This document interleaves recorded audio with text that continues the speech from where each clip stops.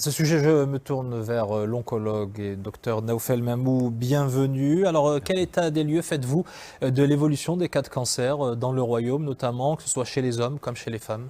Alors aujourd'hui, on a noté vraiment qu'il y avait une augmentation des cas de cancer au Maroc qui est due à deux chapitres. Alors, un chapitre plutôt positif, il faut insister dessus, c'est la généralisation de l'assurance maladie obligatoire qui a permis aux gens d'accéder aux moyens de dépistage et aussi au traitement.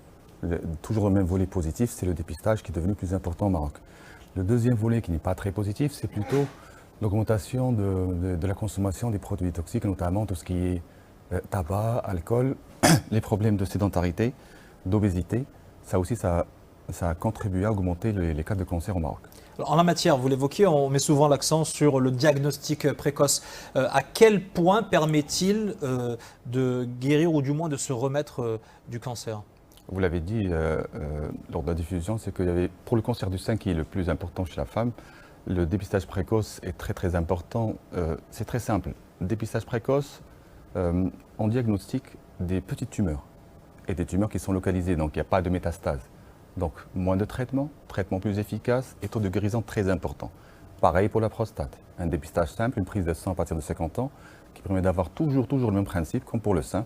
Une tumeur, petite tumeur non métastatique et du coup, traitement moins important, plus simple, moins d'effets secondaires et plus d'efficacité. Où est-ce qu'on en est sur le plan thérapeutique et quelles sont les nouvelles techniques qui permettent de rester optimiste? Il y a toujours, c'est-à-dire du progrès. Le premier volet qui est les traitements médicaux au niveau systémique, au niveau du sang. En dehors de la chimiothérapie classique, il y a surtout l'immunothérapie dont on entend parler ces dernières années qui a vraiment atteint, c'est-à-dire elle est plus étendue à presque tous les cancers. Il n'y a pas plus tard que la semaine dernière aux États-Unis, il y a des molécules d'immunothérapie qui ont donné de très bons résultats à la fois au niveau du cancer de la vessie, de la prostate et du rein. En matière de technologie, il y a la radiothérapie qui a bénéficié des produits technologiques. Nous avons des machines très performantes qui sont plus précises pour les radiations des petites tumeurs et du coup plus efficaces.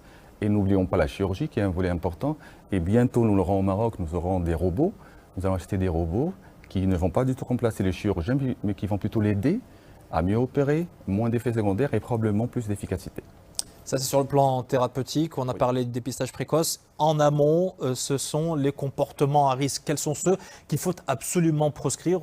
Sinon, on s'expose à ces types de cancers. C'est les facteurs de risque classiques. Comme j'ai dit, les tabacs et ses dérivés, même tout ce qui est cigarettes électroniques et autres, on croit qu'on consomme moins, mais c'est faux.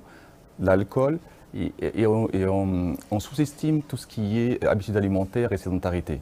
L'obésité, les cellules graisseuses entraînent des troubles métaboliques, troubles hormonaux qui sont responsables directement ou indirectement à le développement des cancers. Donc nos habitudes ont changé, nos enfants mangent mal, je trouve qu'avant les fast-food, donc on a plus d'obésité, on a... Ça veut dire qu'il faut faire du sport, il faut se bouger. Du sport, voilà, une bonne hygiène de vie, éviter les produits toxiques et comme ça on pourra prétendre avoir moins de cancers dans l'avenir.